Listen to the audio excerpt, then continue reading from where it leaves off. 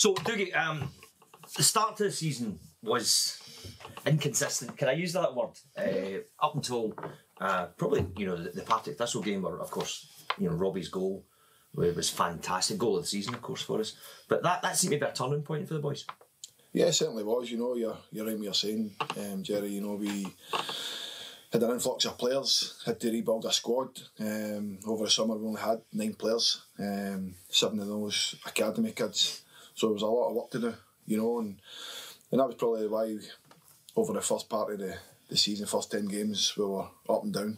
Only picked up 8 points going into the Partick game. Lost 5-1, but within that we had some good performances. And I think that was the real turning point of the season at Partick. I know I said that throughout the season because we really did take a down that day. And like you say, Robbie goes off to a fantastic start, a fantastic free kicks, which ended up being goal of the season, and great for Robbie. But yeah, you're right, the season was up and down up until that point. And then we had a game quite quickly after that away to Queen's Park, where we played superbly well for 70 minutes, 2-0 up. Queen's Park got a goal back and we had to weather the storm a wee bit, but we held out, and that was a real turning point to kick-start our season. Yeah, and we talked about one of the great things about the season with Dougie was the development of Robbie Muirhead coming into his own. No doubt about that. We'd seen a couple of seasons beforehand, Gerry, where Robbie's form was up and down like a fiddler's elbow, more or less, But for this season, all the way right through, there's been a level of consistency there. His game's improved in a lot of ways. His confidence has certainly improved for the start of the season as well.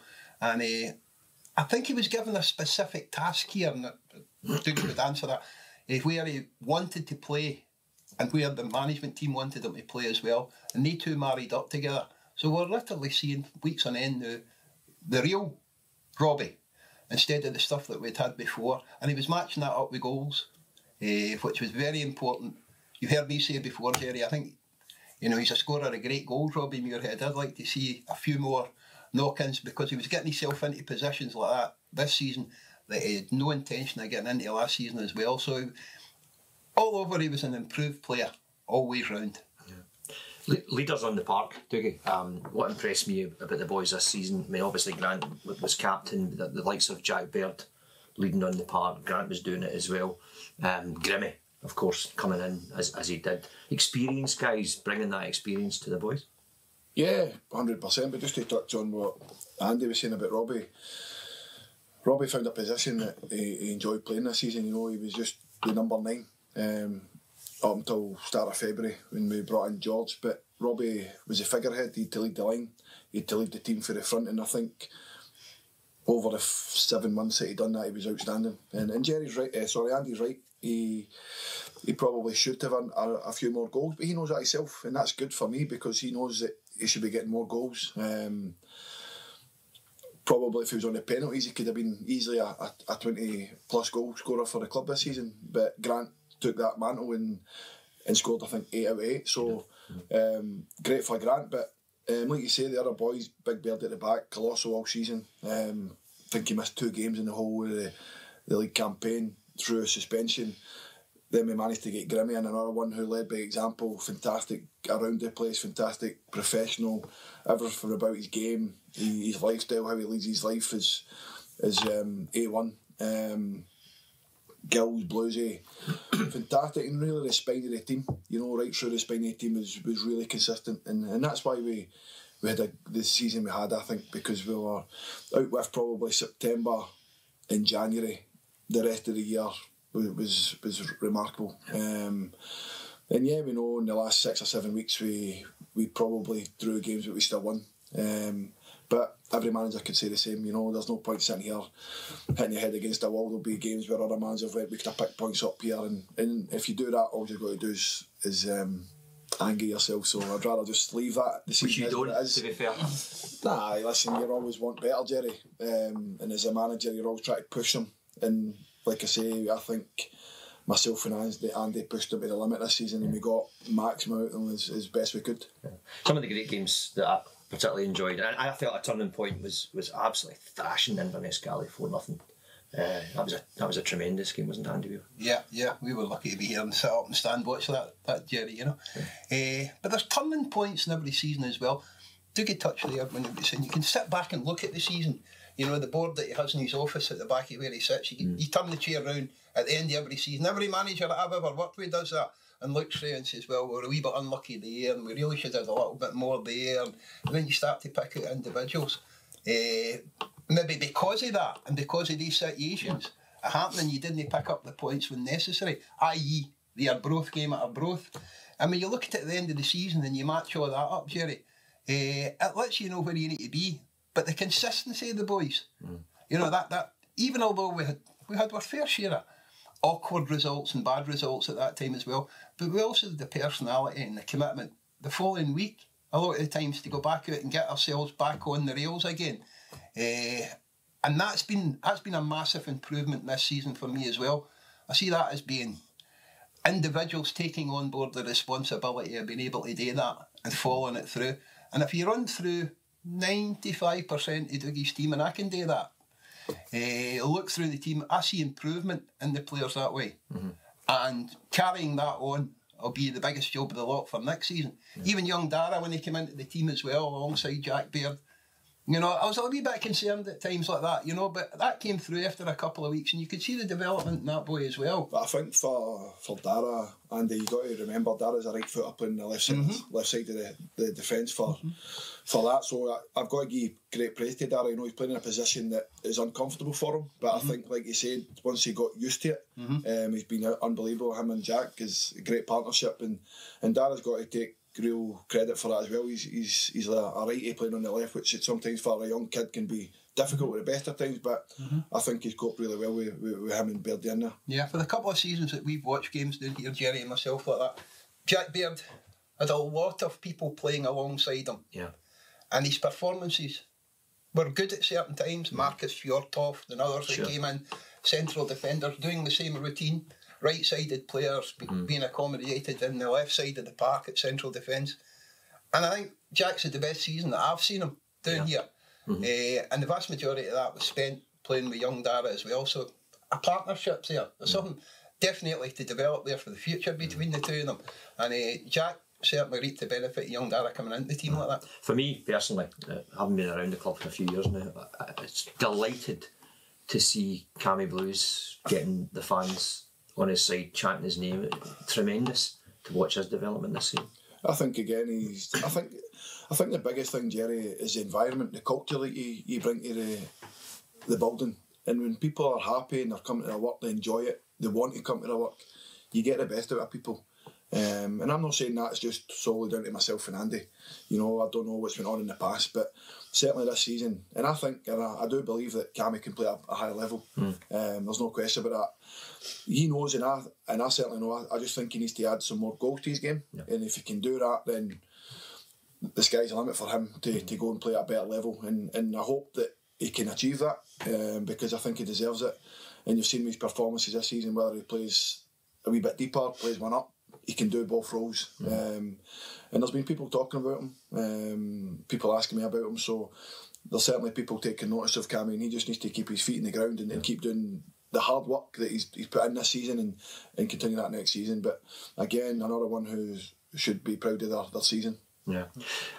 Looking at the division as it was, we talked about this at the start of the season, Andy, about, you know, the obvious money was people like Dundee and Ayr United, but even Queen's Park never get the better of us the whole season, and particularly the game down, the 3-2 game to hear Big George scoring, I thought again was not so much a turning point but a real statement of intent.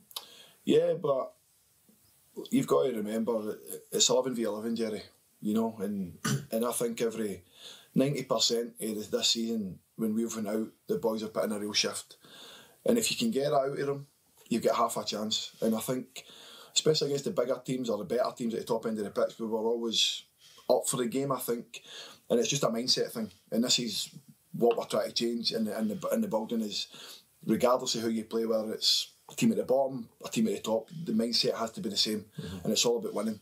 And our home form this season was remarkable, and that got us to where we were in the league. There's no question about that. Our away form, when you look at it on paper, we only lost 4 games away from home all season.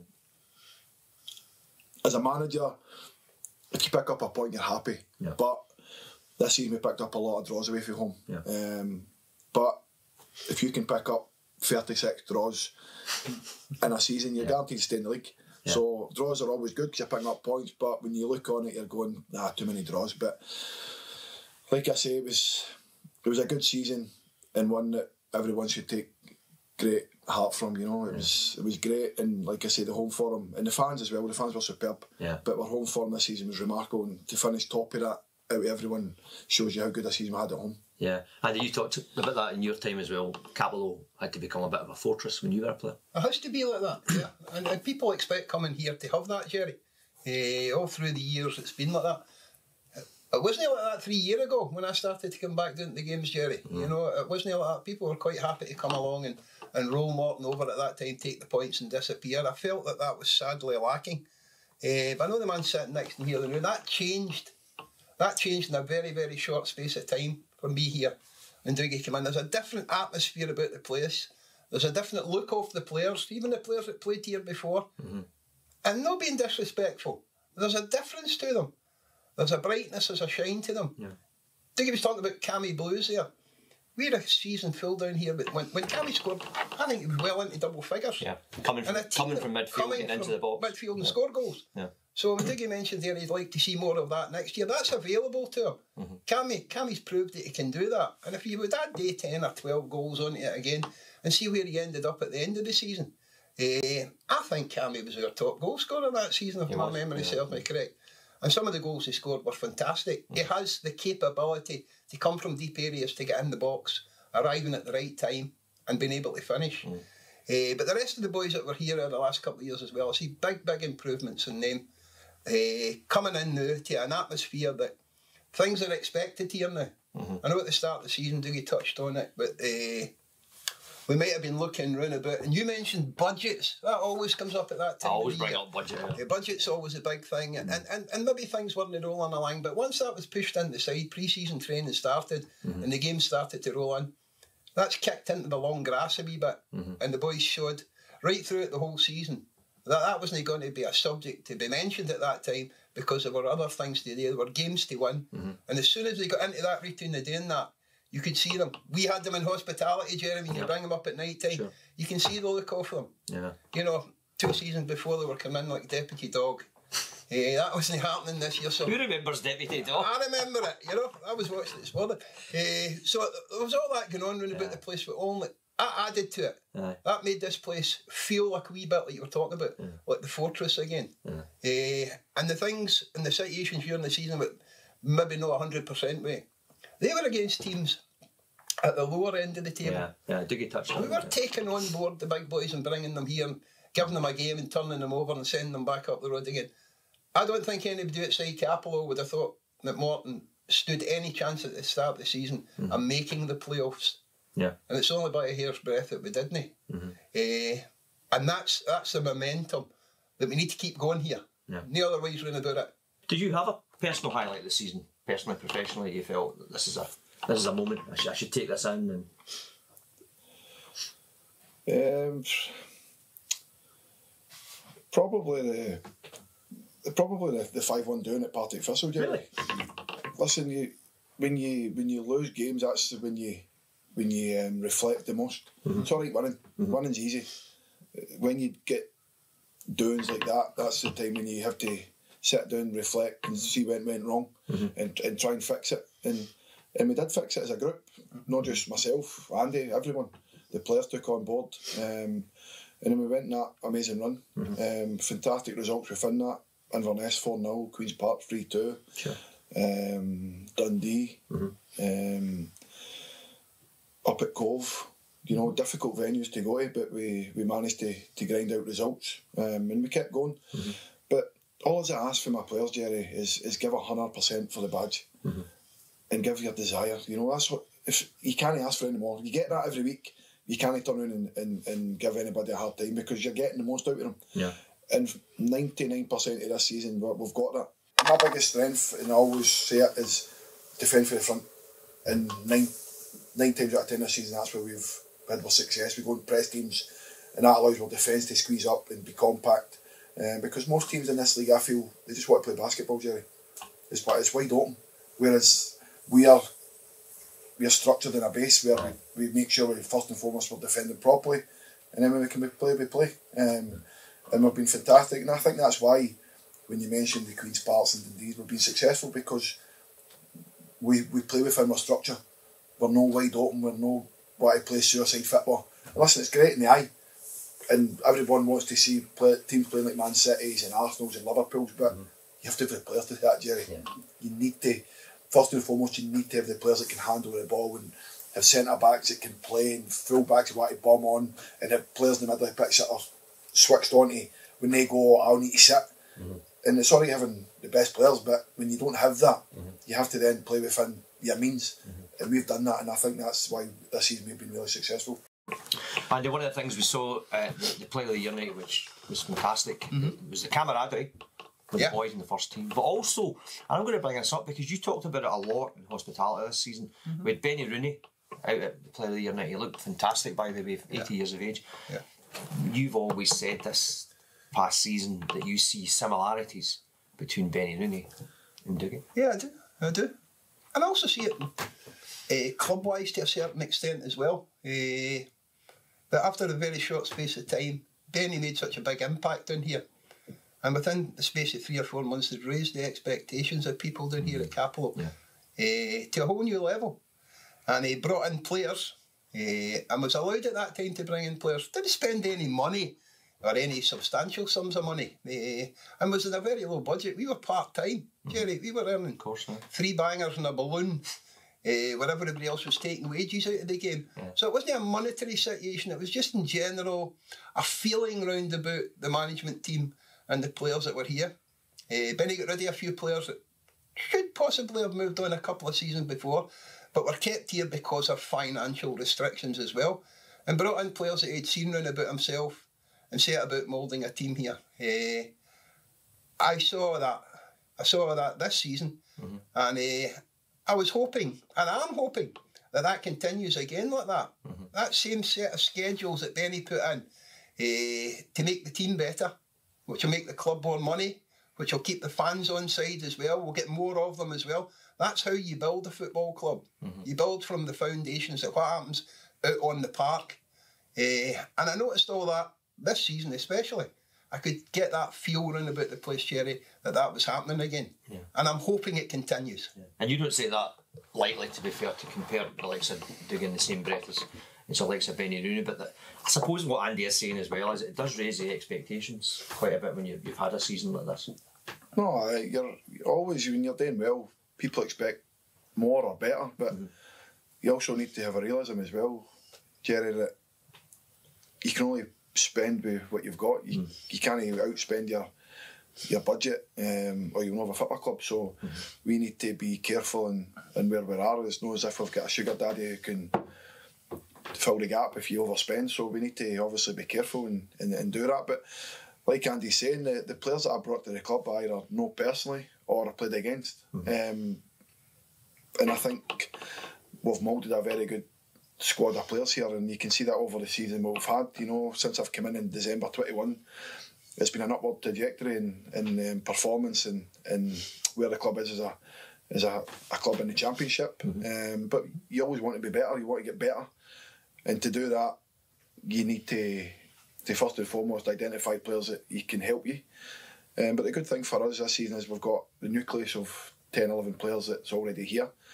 There was 4 players offered contracts, which we'll speak to in the next couple of days to see where we're at with that. And then add 1 or 2 more quality players.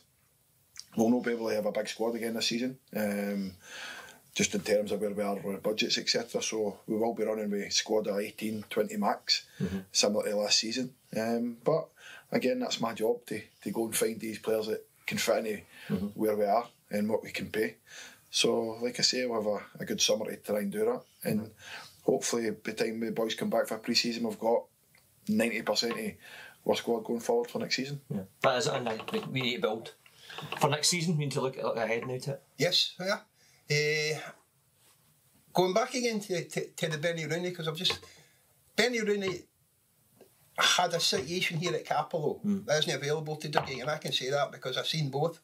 Benny Rooney had a reserve team running, and he had a recruitment situation down here that he put into operation as well. He's seen the good in that and wanted to get the best from it, which he did. Guys like Joe McLaughlin, Neil Orr, John McNeil, Jimmy Holmes, they all come through. They all come through the system down here as well, and were able to come in and take part, even at a very early age, 17, 18 years of age, in first team situations when we were going for championship and thereafter in the Premier League, because the quality of the kids, we sold 3 of them down to England and made a couple of £1 million when a couple of £1 million was worth a couple of £1 million. That was a backup there that Benny seen, identified and used. Dougie doesn't have that situation here. So we're really relying heavily on the fact of not having stopped playing the game for too long and still keeping an active eye on what happens round about the game for players as well. But sometimes that's not enough. Andy Milne will be doing likewise, I would imagine, as well, and everybody will be looking like that. But I mean, on a situation where these young players can come in through here and be of the quality required, as they were at that time when I played here, to come down and supplement. And that's what young players do. They supplement a first team squad till they prove that they're good enough to be there. And then it takes away any massive recruitment drives at the start of every season, looking for maybe 4 or 5 players, picking them out of the hat. These young players, I think they call it the pathway now in football. The pathway is there for them to come in, prove themselves in the first team squad under the eye of the management team and being able to supplement those players. I suppose as well, to talk about Effie Ambrose for a wee second, it wasn't just you were bringing in, a quality player, which he was, someone that's won trophies and played at the highest level. What I liked about Effie was watching him around the place on a day-to-day basis, and the way the boys looked up to him and thought this is the kind of experienced guy that takes the club forward as well, Oh, listen, 100%. We'll get back to what Andy was saying in a minute, but on Effie, Effie's won everything he can ever want to win. Gerry, he's played 50 times for his country, won the African Nations Cup, won everything at Celtic. What more do you want for a guy, and it was his whole demeanour around the place. He still wanted to come in and help people. If he could easily no bother coming here and sat in the house or went to another club, but he wanted to come here and help Morton to try and achieve what we tried to achieve and helping players round about him. And you're right, players looked up to him because of the stature of the guy and what he's done in the game. And he was a breath of fresh air for me. He came in and he was always positive, wanted the best whether he was playing or sitting on the bench, and never moaned, never gret, just done his job, a proper professional. You'll get players on the left out sitting with a petty lip out, the lip trailing the ground. You can't have that. You got to take disappointment and use it as fuel to show me or show whoever the manager is at the time I should be playing. And we go back to the young players. We played Dundee. We all know the situation, winning the game comfortable and then we lose 2 goals. After the game, I'd never really mentioned anyone, but people knew what I was getting at. And the next week, King goes out and scores a winner. Yeah. So, but on Andy's point, bleeding in younger players, for me, nowadays, and listen, I've worked in youth football for a long time, 7 years, so at Hamilton, really good players, but they aren't exposed to what myself and Andy used to get exposed to. They're in their own environment, in their own bubble with young kids. It's not about, they're playing under 18 football, under 17 football, under 15. They're not getting to play against seasoned pros where they're getting battered about the place. They're getting basically a kick up the bum to say, you must do this, you must do that. But listen, I'll give credit to the young lads I've got at the moment. Kingy, McGrattan, Michael Garrett, no played probably as much as he wanted to, but likes of McGrattan and King, when they've come in, they've done well, but they need to be better. Yeah. Nah. They've done all right, They need to kick on. Yeah. And it'll be another big season for Alexander. He's probably not played as much as he wanted to, but he's had enough game time to know, right, I know what I need now for the gaffer. And same with young Lewis, to be fair, the fans all season were shouting at McGrattan on. But again, he needs time because this is the really first season he's had where he's played consecutive 90 minutes That's for a right, period of time. And listen, I'm all for young players. They all need an opportunity, but the biggest thing is they need to be ready. And that's probably why this season you've seen Lewis coming in, coming out, Kingy getting in, coming out, because they're not ready to play every week. At 90 minutes, tough. It's tough, especially in the Championship, Gerry. It's the toughest league in Scotland. And that's will always be my opinion. I've played both, generally in the Premier League, but for me, the Championship's the hardest league in Scotland. You've always said that, haven't you?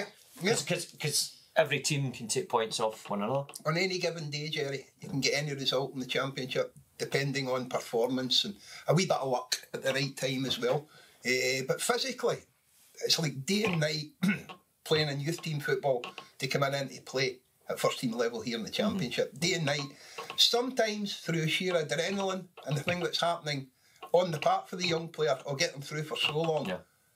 But that's the reason why managers take them back, take young players out of the team, to give them that breathing space, to learn a wee bit more, to bring them back in again.